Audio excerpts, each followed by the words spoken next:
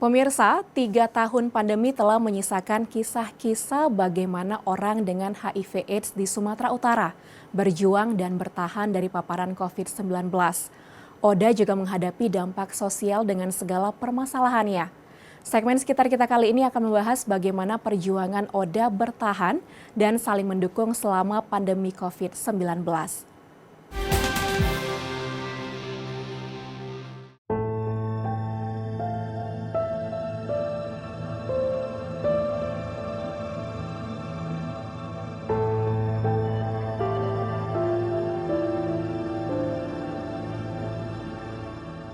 Pandemi COVID-19 memasuki tahun ketiga pada akhir tahun 2022 ini.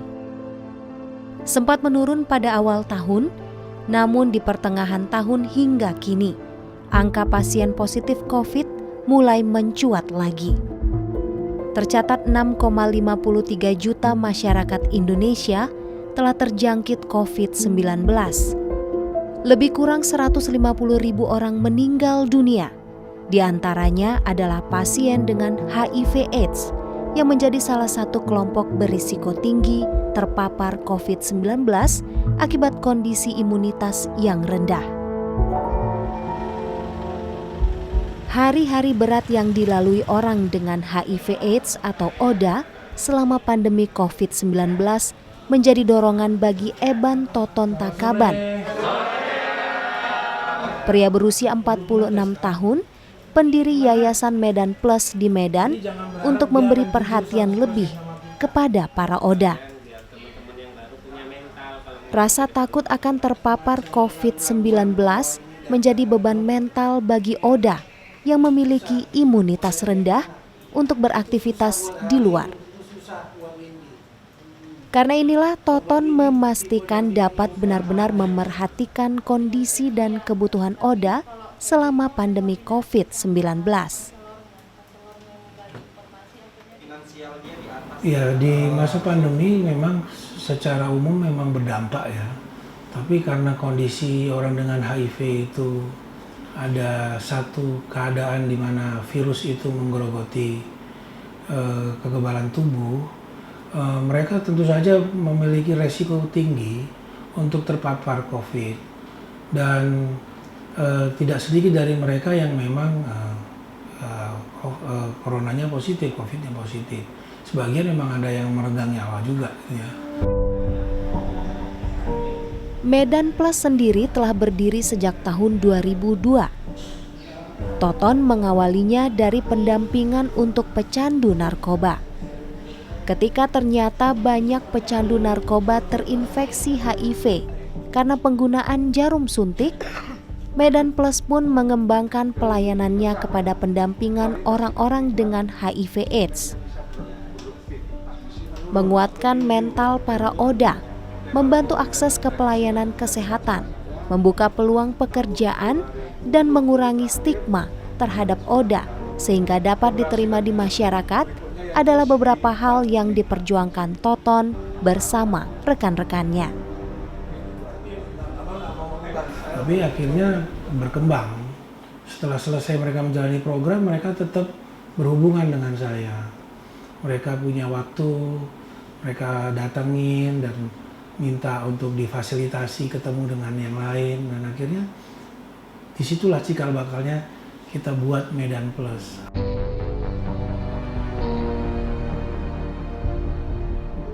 Saat ini lebih dari 10.000 ODA mendapatkan pendampingan dari Medan Plus. Medan Plus mempunyai 66 volunteer atau pendamping sebaya yang bertugas mendukung ODA agar dapat survive dan hidup berkualitas. Selain Sumatera Utara, wilayah pendampingan Medan Plus juga mencakup Aceh dan Sumatera Barat. Pada masa pandemi, ketika ruang gerak dibatasi karena pemberlakuan pembatasan kegiatan masyarakat atau PPKM, pelayanan pun terpaksa dilakukan secara daring. Pandemi itu kan akhirnya membuat jarak ya. Dan sedangkan pelayanan kita itu sangat membutuhkan jarak yang dekat. itu yang menjadi kendala. Kita susah untuk memonitoring, kita susah untuk berinteraksi, melihat bagaimana perkembangan gitu kan. Tambah lagi pandemi juga memberikan dampak ekonomi. Jadi kehadiran kita itu sepertinya awal-awal itu kayak kurang bermakna gitu loh. Datang cuma nanya-nanya kondisi kesehatan, maunya kasih beras kayak gitu ya, maunya kasih gula kayak atau apa gitu ya. Ya, tapi kita punya keterbatasan. Ya, inisiatif teman-teman aja yang mungkin menyisihkan sedikit uangnya ketika mengunjungi ODA, teman-teman dampingan itu adalah yang dibawa.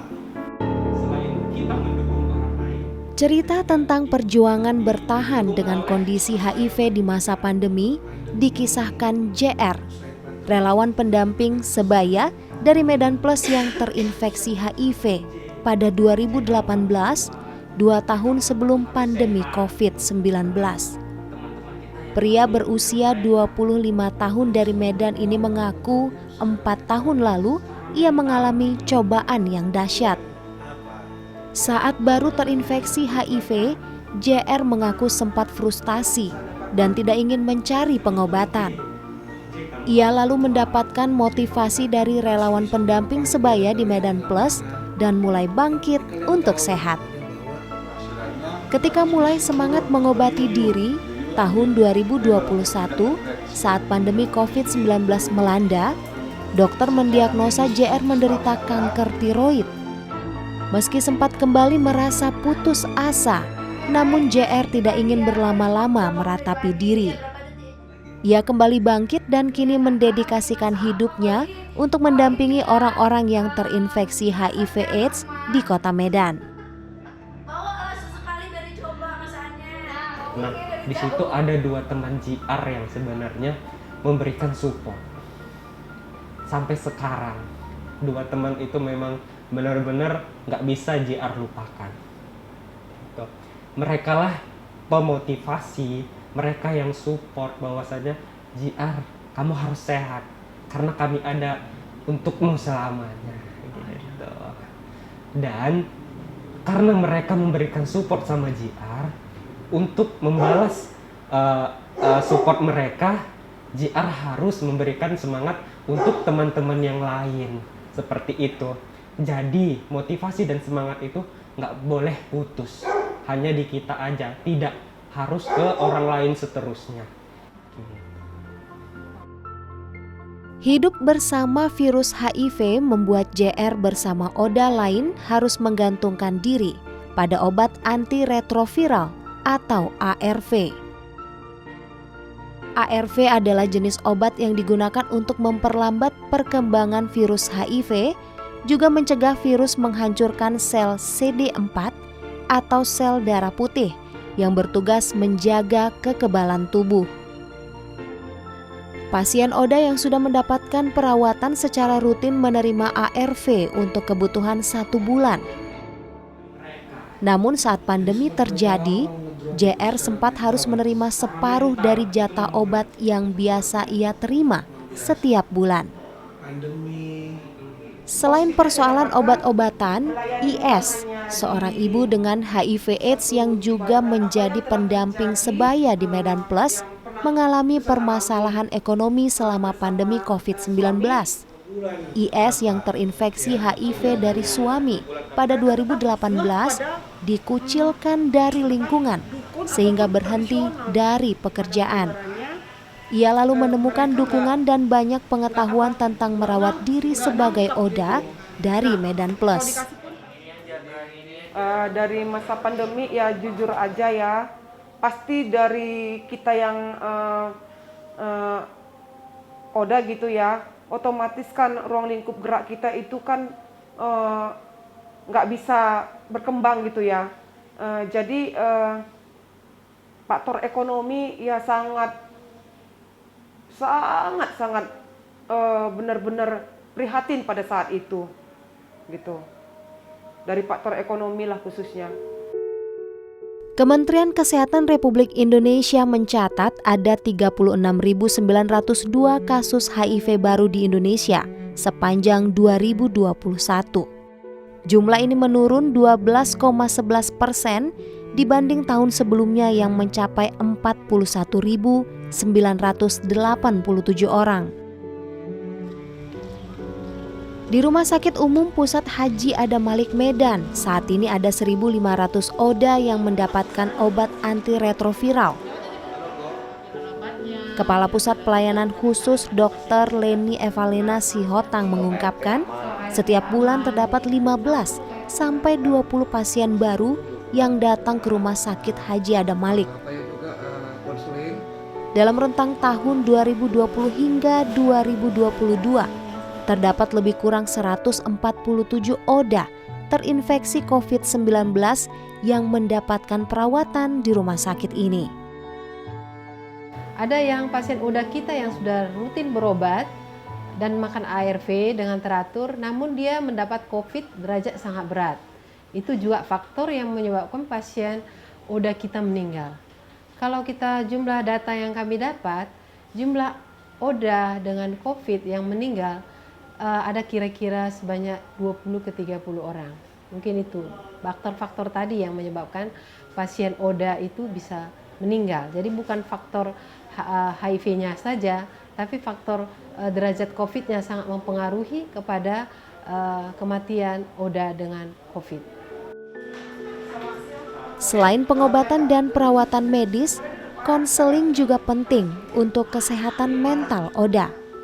Rahmat Nur Kurniawan, konselor di layanan khusus Rumah Sakit Haji Adam Malik Medan mengatakan, selama pandemi ia juga turut mendatangi ODA yang terinfeksi COVID-19 untuk memberikan penguatan agar pasien semangat untuk sembuh. Saya kira peran atau fungsi dari konseling sangat berarti bagi ODA yang COVID. Ya, karena mereka akan mendapatkan atau penguatan yang adekuat dari aspek psikososialnya. Artinya kalau mental mereka sudah kuat, mereka siap menjalani terapi dengan harapan hidup yang tinggi, tentu derajat kesehatannya dengan semakin tinggi itu akan meningkat. Ketua Komisi Penanggulangan AIDS atau KPA Sumatera Utara, Ikrimah Hamidi menjelaskan, hingga bulan Desember 2021 terdapat 17.241 ODA di seluruh kabupaten kota Sumatera Utara. Selama masa pandemi COVID-19, Ikrimah mengungkapkan KPA Sumut mengalami kesulitan untuk mendata jumlah ODA yang terinfeksi COVID-19. Kondisi ini membuat banyak ODA yang terinfeksi COVID-19 tidak dapat dijangkau. Namun ini menjadi pembelajaran bagi KPA Sumut untuk mitigasi penanganan permasalahan ODA ke depan. Saya kira itu jadi pembelajaran untuk kita. Kita harus maksimalkan tracking atau pelacakan semaksimal mungkin. Ketika sudah kita lacak, baru sudah diketahui orangnya, baru dilakukan treatment atau perlakuan bagaimana bisa orang tersebut tahu status dia, berobatnya, tidak menularkan pada orang lain, dan kalau orangnya itu kurang mampu, itu tahu pemerintah itu memberikan bantuan yang tepat untuknya, apakah bantuan langsung. Mencari siapa yang bertanggung jawab atas permasalahan ODA di masa pandemi tidak akan menyelesaikan masalah. Mendampingi dan menguatkan ODA agar kembali termotivasi untuk hidup sehat, bekerja, bebas dari stigma dan mempunyai harapan akan masa depan adalah hal yang terus dilakukan Toton Eban Takaban bersama rekan-rekannya dari Medan Plus.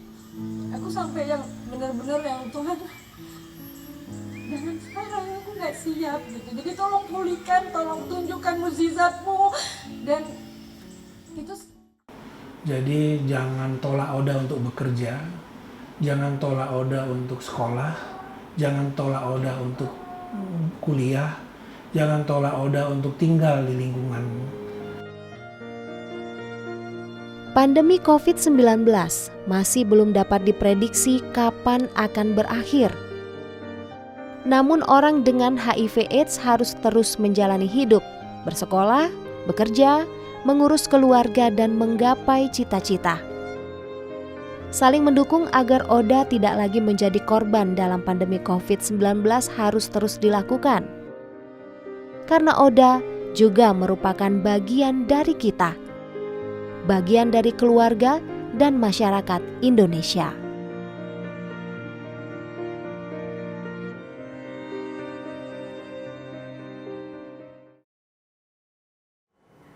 Sekian program Bingkai Sumatera, jaga diri Anda dimanapun Anda berada. Tetap semangat menyebarkan kebaikan, saya Agnes Sinambela pamit, sampai jumpa.